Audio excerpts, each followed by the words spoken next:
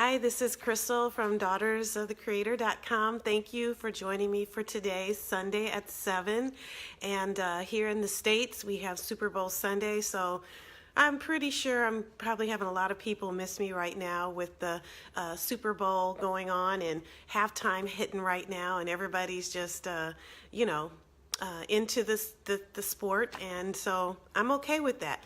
I think this is a good message, and hopefully during halftime somebody's watching, and if not, you can watch it on YouTube later. I have no problem with that. But I wanted to talk a little bit about how to not panic. And last week when I talked to you all, it was when we were getting the big polar vortex and the temps were going to dive to negative 51 below and just craziness. And yours truly woke up middle of the week at 3 o'clock in the morning and noticed, you know what, my house feels a little cold, knowing it's supposed to be cold. You sit there and you wait and thinking, okay, the furnace should pick up any time now. Well, didn't turn on. And when I got up to check, my furnace wasn't working. Out of all the days of the year the furnace couldn't work, it picks the day before or day of this huge cold wave that was hitting the Midwest. And honestly, being a homeowner, I think that was one of always my biggest fears, or my biggest thing, like, man, just don't let something big break in a time I need it most. And here I was. Hey, Carmen, thanks for joining me. And I was just sitting there like, you've got to be kidding me, because the temperatures are so cold. It's like, how do you keep an entire house warm?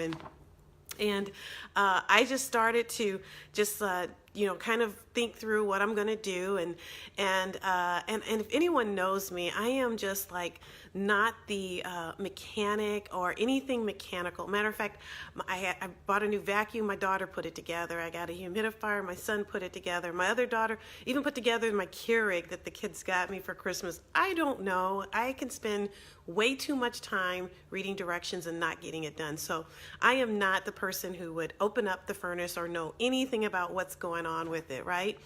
But I realized in that moment, I can't panic. I have got to pull it together and figure it out. So I want to share with you, because it's not, it could be a furnace on the coldest day of the year. It could be an illness. It could be a relationship breakup. It could be finances. Why and how should we not panic? You know what I'm saying? As believers, because the scripture says in Philippians 4:6-8, be anxious for nothing. So God's saying, I don't want you to be anxious for anything. Anything that happens to you, I don't want you to be anxious. Fill in the blank with whatever you want. And so for me, I knew the truth is I couldn't sit there and worry and be anxious. I had to figure out what next step. So I want to talk to you using the acronym of the word panic, and kind of talk through how to not panic. And obviously the first letter is P, so I don't think it takes, you don't have to have a theological degree to know that P is to pray to God for wisdom, courage, and strength to deal with it. James 1:5, if any of you lacks wisdom, let him ask of God, who gives generously to all without reproach, and it will be given to him. So the very first thing I did is just sit down and say, okay, God, here we are. It's 3 o'clock in the morning. It's you and me, and we have this huge weather, and I need help, and I need wisdom on what to do, and just the faith and the strength and the courage to not panic. And so the thing about it is, God says, I promise you wisdom if you ask for it. And so I had to just trust him and have faith that, you're going to give me wisdom to do this. So the next thing is A, ascertain what you can do. That is, what is within your control. Ecclesiastes 1:9, whatever your hand finds to do, do it with all your might. For there's no work or thought or knowledge or wisdom in Sheol to which you are going. And so once I prayed, then it was time for action. Faith without works is dead. Okay, so what can I do? Because honestly, at 3 o'clock in the morning, you know who your friends are. So for me, I text my dad and brother, like, hey, when you get up, my furnace is out, give me a call. I waited a couple hours to text another friend who has connections in the community at 5 and text him because I knew he was up early and like, hey, can you help me out, or can you give me some names of people? And then I turned on my fireplace. I put space heaters around key areas of the house, and then I cleaned up my kitchen because, hello, I'm going to have company most likely, and I want my house to be clean before people come in, So doing all those things, kind of helped me keep my mind on not panicking, what's going to happen with the furnace, how much it's going to cost. It's just like, control what you can control, Crystal. And so whenever there's times of panic, we first pray, and then we stop and we say, okay, what can I do? Because I can't pick up a drill and look into the furnace. That's just not going to happen. But there were things I could do, and I did those. Next thing is now is the time to engage your faith in God. Hebrews 11:1. Now faith is the assurance of things hoped for, the evidence of things not seen. And I remember as I was walking through the house, trying to see what I needed to do, as I was walking back to my room, the thought came to me, this is a time for you to have faith in God.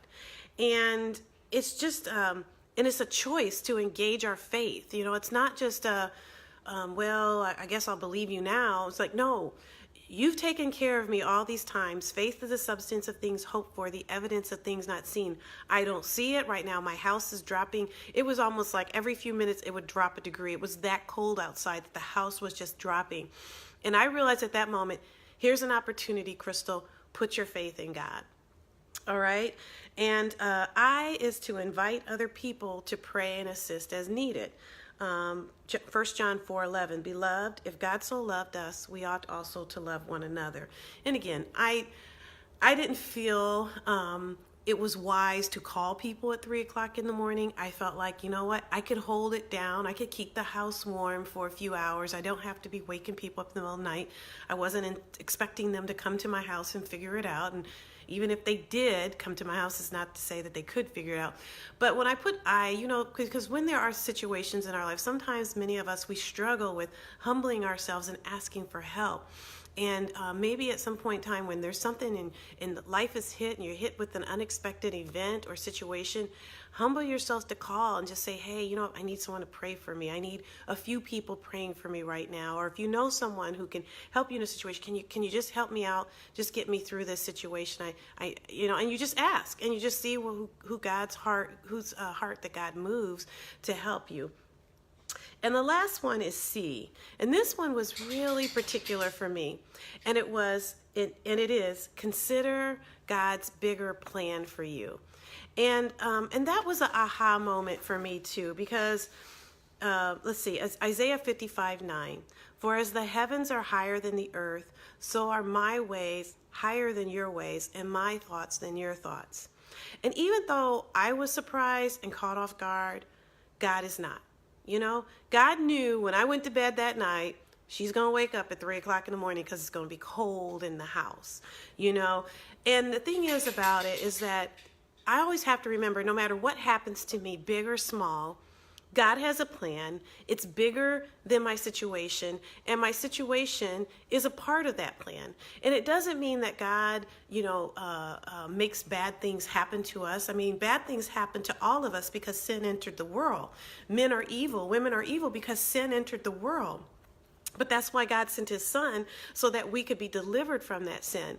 But God doesn't commit the sin. God doesn't tempt us to sin. But God, just like God made Satan, he made him Lucifer, but he didn't make him sin.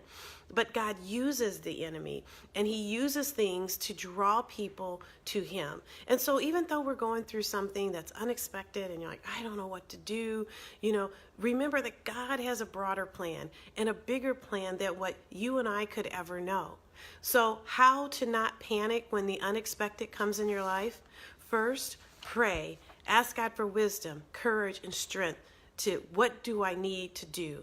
And then ascertain, okay, I may not be able to change this whole situation, but what can I do? And sometimes all we can do is just calm ourselves down and focus on God.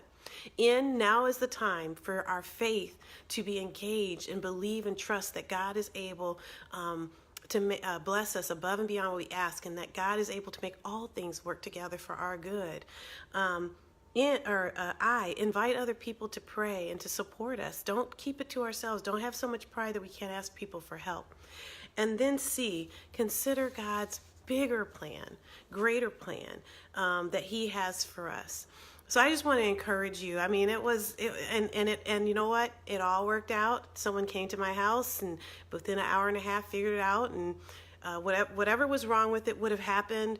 It didn't matter. The cold didn't impact it. It was just something that just wasn't working and became defective pretty quickly. And I thank God that He sent somebody and that I was able to, calm down. Well, actually not calm down. I was fine. I was calm. I was warm. I kept my main floor warm. But I was able to just trust God. And that was probably the greatest thing for me. Thank you, Dane. The greatest thing was I didn't, old school would have been like, oh my gosh, what am I going to do? But having gone through what I've gone through the last 5 years of taking on single parenting of 5 children and working and studying and trying to just keep everybody on track by keeping myself on track, I have just learned there's nothing good comes out of panicking. Only thing that comes out good is if I pause and I pray and I seek God's face and He gives me wisdom. And I just love it because, like I said, I don't fix things around the house. As a matter of fact, when my garage door kept breaking down and I finally called I called my dad every time, and he was just like, Crystal, you just need to rent or remarry. And I'm like, there's other choices, Dad. I could call someone instead of taking free advice, you know what I'm saying? But being a homeowner brings responsibilities, and some of those responsibilities I'm just not equipped to deal with. But I have a God who has everything I need, and He quickens in my mind who to call, when to call, and what to do. And I thank God for that. And I pray that, like for you, Carmen, and Dana, and other people are listening, that you would just trust God and not get quick to panic no matter what it is, because He's got us. You know what? He's got it. Anyway, this is Crystal from daughtersofcreator.com. Thank you for joining me today. And I just know that God's got a plan for our lives, and it is good. All right? Have a blessed week. Stay warm, stay dry, stay faithful. Our God is a good God. Bye for now.